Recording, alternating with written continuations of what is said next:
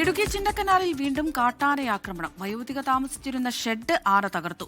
സംഭവ സമയം ആരും വീട്ടിലുണ്ടായിരുന്നില്ല.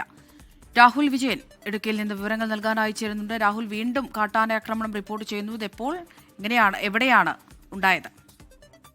ഇന്നലെ രാത്രിയാണ് ഈ സംഭവം നടക്കുന്നത്.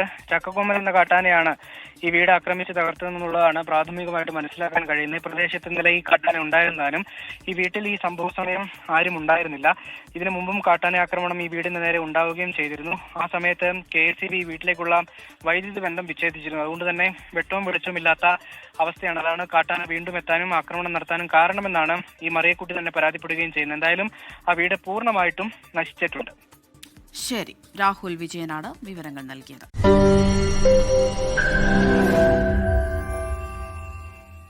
ലോകത്തെവിടെയായാലും ഏത് സമയത്തും 24 വാർത്തകളും ഓഗ്മെന്റഡ് റിയാലിറ്റി പാക്കേജുകളും എക്സ്പ്ലെയിനറുകളും വിശദമായി കാണാൻ ഞങ്ങളുടെ YouTube ചാനൽ നിങ്ങൾക്ക് സബ്സ്ക്രൈബ് ചെയ്യാം.